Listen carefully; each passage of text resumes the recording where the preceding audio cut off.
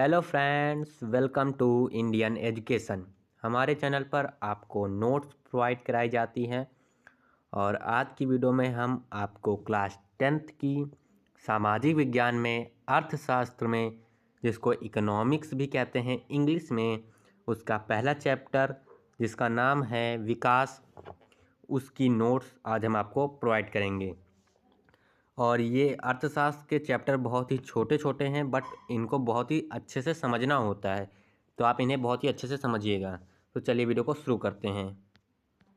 देखिए, सबसे पहले यहाँ पे लिखा है अर्थशास्त्र पाठ 1 विकास। सबसे पहले अर्थव्यवस्था की परिभाषा दी हुई है, उसके बाद आर्थिक विकास की परिभाषा हमने लिखी है। तो यानी जो जो आपको ज़रूरी है, जो जो पूछ सकता है, वो सारे परिभाषाएं आपको दी हुई हैं। उसके बाद आपको यहाँ पे एक विकास हेडिंग मिल जाएगी। उस हेडिंग में कुछ पॉइंट हैं विकास को समझने के लिए कि विकास कहते किसे हैं। बताया गया है कि यहाँ निम्नलिखित दो पहलुओं को दर्शाता है कि अलग अलग लोगों के लिए विकास के लक्ष्य भिन्न हो सकते हैं, और दूसरा यह कि किसी के लिए जो विकास है वो दूसरे के लिए हानिकारक हो या विनाशकारी हो। इस पहले का उदाहरण पहला है और इस दूसरे का उदाहरण ये दूसरा है। ठीक है, तो चलिए आगे बढ़ते हैं। अब देखिए यहाँ पे राष्ट्रीय विकास, इसमें कई सारी चीज़ें आपको बेस बनाने के लिए हैं। राष्ट्रीय विकास हेडिंग है, इसके तहत उन लक्ष्यों को प्राथमिकता दी जाती है जो बड़े पैमाने पर लोगों को लाभ पहुंचाते हैं। ठीक है, इसके दो पॉइंट हैं इसमें। उसके बाद लिखा है देश या राज्यों की तुलना आखिर होती कैसे है, किन किन माध्यमों से होती है। पहला है राष्ट्रीय आय के माध्यम से। राष्ट्रीय आय में आपको क्या क्या परिभाषाएं याद करनी है। पहला है राष्ट्रीय आय, दूसरा है विकसित देश किसे कहते हैं, तीसरा है सकल राष्ट्रीय उत्पाद किसे कहते हैं, और चौथा है सकल घरेलू उत्पाद किसे कहते हैं। ये सारी परिभाषाएं आप जरूर याद कर लीजिएगा और समझ लीजिएगा। और दूसरा है प्रति व्यक्ति आय के माध्यम से तुलना। इसमें आपको याद करना है कि प्रति व्यक्ति आय कहते किसे हैं, जिसे औसत आय भी कहते हैं। ये एमसीक्यू में पूछा भी जाता है। तो जैसे मैंने अगर ब्रैकेट में प्रति व्यक्ति आय के ब्रैकेट में मैंने औसत आय लिखा है, तो ऐसा नहीं कि उसे आप हटा दीजिए। इसका मतलब है कि प्रति व्यक्ति आय को औसत आय भी कहते हैं, और ये सारी चीज़ें एमसीक्यू में पूछ ली जाती हैं, तो आप इसमें से कुछ भी छोड़िएगा मत। और तीसरी है तुलना, प्रति व्यक्ति आय पर विभिन्न रिपोर्ट कौन कौन देता है। पहला है विश्व बैंक के अनुसार कि प्रति व्यक्ति आय विश्व बैंक के अनुसार क्या है, जिसे प्रति व्यक्ति आय को पीसीआई भी कहते हैं, शॉर्ट फॉर्म है इसका। विकास विश्व बैंक जो रिपोर्ट प्रस्तुत करता है उसे विश्व विकास रिपोर्ट भी कहते हैं। उसके अनुसार क्या क्या स्थितियां थीं। और आगे बढ़ते हैं। और यहाँ पे देखिए, एक विश्व बैंक जो है रिपोर्ट प्रस्तुत करता है, दूसरा प्रस्तुत करता है यूएनडीपी। ठीक है, उसके अनुसार क्या रिपोर्ट थी, या मानव विकास, इसके जो रिपोर्ट प्रस्तुत करता है उसे मानव विकास रिपोर्ट भी कहते हैं। ठीक है, और अब देखिए आय एवं अन्य मापदंड। देखिए 5-6 लाइन में आपको समझाया गया है, तो आप इसे भी लिख लीजिएगा। देखिए यहाँ पे आपको एक हेडिंग मिलेगी शिशु मृत्यु दर आखिर कहते किसे हैं, और इसके कुछ पॉइंट्स। और आगे बढ़ते हैं। पुरुष और महिला अनुपात, कि पुरुष और महिला का अनुपात क्या है, और पुरुष और महिला अनुपात निकालते कैसे हैं, ये बताया गया है। और यह आंकड़ा कम होने से यह पता चलता है कि उस क्षेत्र से महिलाओं के खिलाफ खराब माहौल है। और आगे बढ़ें तो जन्म के समय संभावित आयु, ये सारी परिभाषाएं आप याद कर लीजिएगा। फिर से मैं एक बार बोल दे रहा हूँ कि किसे कहते हैं जन्म के समय संभावित आयु, और इसमें 2 पॉइंट मैंने लिख दिया है। सारी चीज़ें इसमें पॉइंट वाइज दी हुई हैं।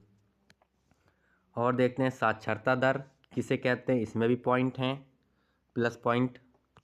और आगे बढ़ें तो बहुत बड़ा ये चैप्टर नहीं है, छोटा सा ही चैप्टर है। अर्थशास्त्र के सारे चैप्टर बहुत ही शॉर्ट हैं। और देखिए निवल उपस्थिति अनुपात किसे कहते हैं। और आगे बढ़े तो देखिए एक रिपोर्ट है, उसके माध्यम से आपको समझाने की कोशिश की गई है कि कौन से राज्य विकसित कब कहलाएंगे, जिसमें आपको कंफ्यूजन ना हो। ये बहुत ही अच्छे से समझने के लिए आपको एक रिपोर्ट है। और ये रिपोर्ट आपको ये भी मदद करेगी बोर्ड पेपर में क्वेश्चन आंसर लिखने में भी। और देखते हैं आगे की हेडिंग क्या है। सार्वजनिक सुविधाएं।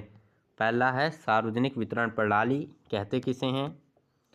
और ये देखिए इसमें है कि सार्वजनिक वितरण प्रणाली के क्या उद्देश्य हैं, क्या इसकी कमियां हैं, सारी चीज़ें पॉइंट वाइज आपको दी गई हैं। और देखिए आगे, अब देखिए यहाँ पे एक और हेडिंग आ गई है। शरीर द्रव्यमान सूचकांक क्या है, BMI क्या है। उसके बाद मानव विकास रिपोर्ट क्या है, जो कि UNDP प्रकाशित करता है, किस किस आधार पर।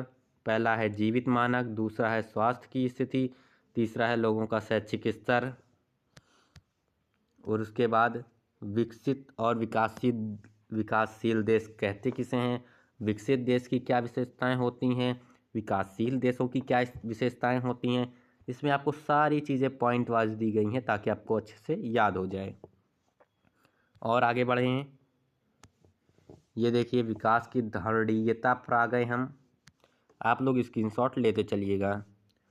विकास की धारणीयता में आपको नवीकरणीय संसाधन के बारे में पढ़ने को मिलेगा और अनवीकरणीय संसाधन पढ़ने को मिलेगा। और पर्यावरण में गिरावट की एक हेडिंग है, उसमें आपको क्या क्या पढ़ना है ये आप लोग देख लीजिए। और आगे बढ़ें तो ये देखिए सतत विकास आ गया है कि सतत विकास कहते किसे हैं। ये आपको जो है इतिहास में भी आपको पहले चैप्टर में देखने को मिल जाएगा। इतिहास में नहीं, ये आपको मिलेगा भूगोल में।